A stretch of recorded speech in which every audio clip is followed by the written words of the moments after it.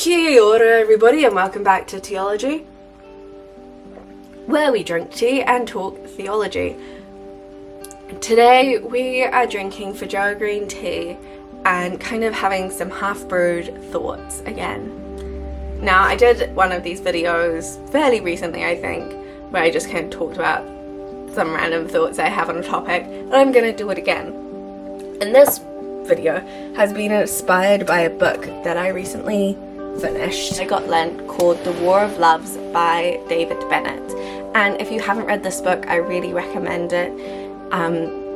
He approaches the topic and everything with beautiful nuance and grace and consideration, and it's a really good book. But what it really got me thinking about is the emphasis that we place on relationships inside and outside of the church. For many years, it was for women to be able to have any standing or importance or value in society. They had to be wives and mothers. And both of those things are then being defined by a marital or romantic, typically more romantic relationship. And while that has changed, and while that is still true for many women around the world, it's not true for all women around the world anymore. However, relationships and that sort of thing are still, I think we put too much weight on them and too much importance. You watch TV shows or movies or that sort of thing, every single one just has to have a romantic subplot, and they include, like, the more high rating, they might include sex, or the culture. So many cultures just the obsession with relationships is boiled down to an obsession with sex, and that being this like amazing good thing. And now sex can be good, safe, consensual, all of that stuff. It's not the be-all end-all of existence, and I think we put it on such a high pedestal that being a bit more defined by sex and sexual activity, which is a bit weird because that's not something that you need to know about everybody. But also that inside the church there is the exact same problem. We still have this weird obsession with relationships, and you have, like, in some Bible colleges in the States, there are these huge things about having a ring before spring, which I'm like, no, you don't. Why do you need a ring? You don't need to get married. And it places these romantic relationships at such a high pedestal that it means that it is like the greatest relationship that you're ever going to have is a romantic relationship. And I have to say, like, I am married. I did get married very young, but I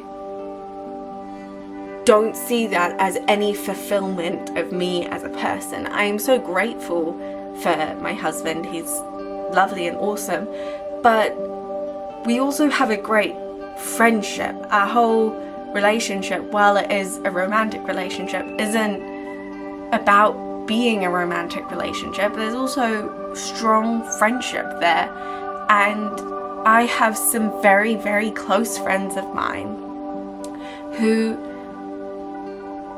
if they also died, I would be absolutely devastated. Just like if my husband died, I would be absolutely devastated, because relationships are important, and not just romantic relationships, like platonic relationships. Being in a community is so important, and when we've put so much of our focus as a culture on, like, romantic relationships, that we are devaluing the importance of platonic relationships, that people are feeling like they're incomplete by not being able to engage in things that we say, like good. Things can be good, but they can be not necessary, and it doesn't mean the not having that is bad, right? Like, ice cream is good, but not having ice cream isn't bad, especially when your alternative is brownie, right? So, and sometimes it's nice to have both, but you don't need both. You don't need ice cream and you don't need brownie.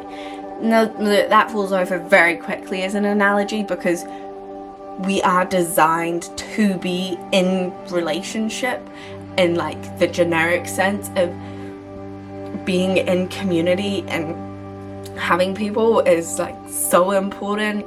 That is why the church is important. That is why socializing is important. And that's why lockdowns were hard for so many people, is because you were cut off from many of those relationships.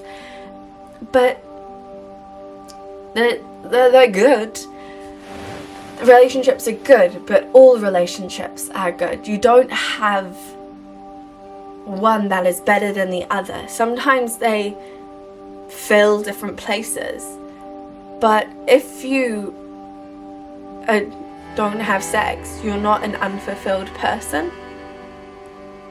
If you're not unfulfilled, if you never actually get married, you're not an unfulfilled person. Like, you are still valued and all of that stuff. And sometimes our culture sends a completely opposite message around sex and marriage that's just kind of sad.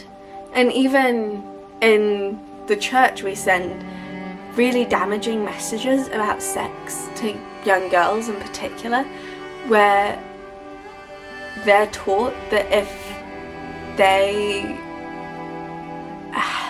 engage in anything like that before marriage, then they're like unworthy and unlovable, and that they lose value because of that. And that's just not true, especially when you look at the rates of sexual violence and sexual assault.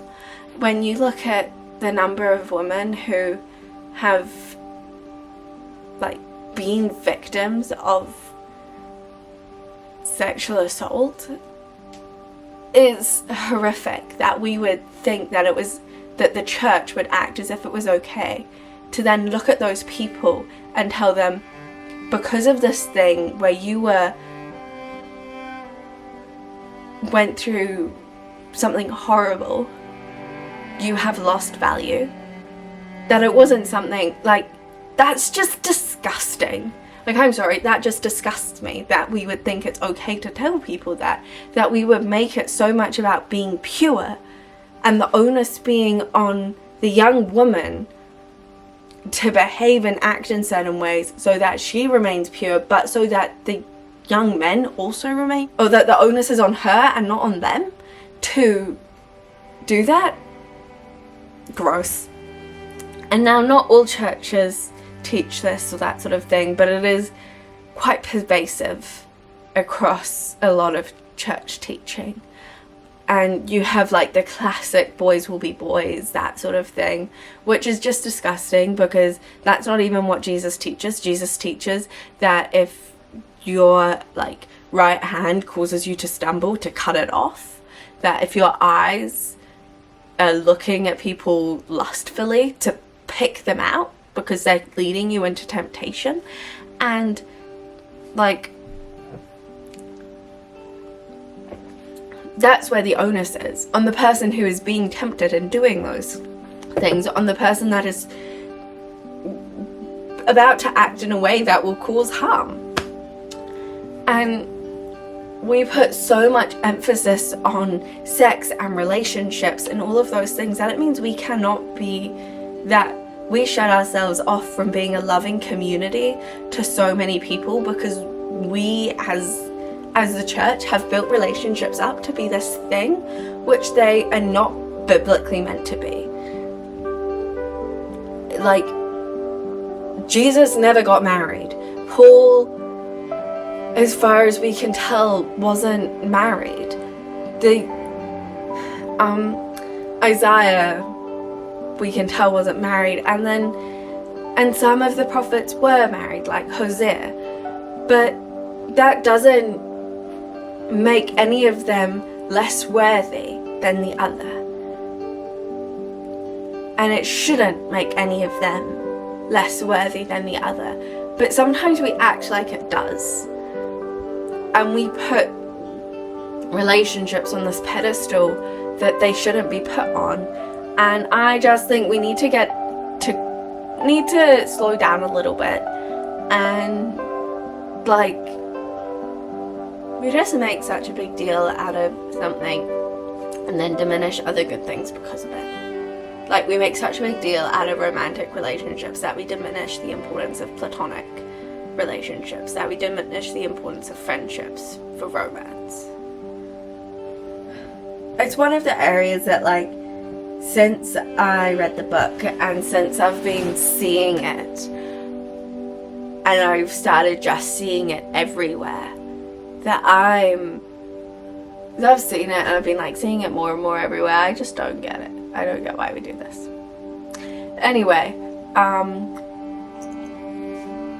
so if you have any ideas on how we can change the entire church culture, great thing, it starts with you changing church culture. But if we're going to do that, then we should really like get a start thinking about how we can stop putting relationships on such high pedestal, in romantic relationships on such high pedestal. And if you have any ideas, I would love to hear them, or if you have any thoughts on this, like, please share. I am very interested, and if you haven't, you should read War on Loves by David Bennett, because he is a beautiful writer. Thank you for watching. I'll see you all later.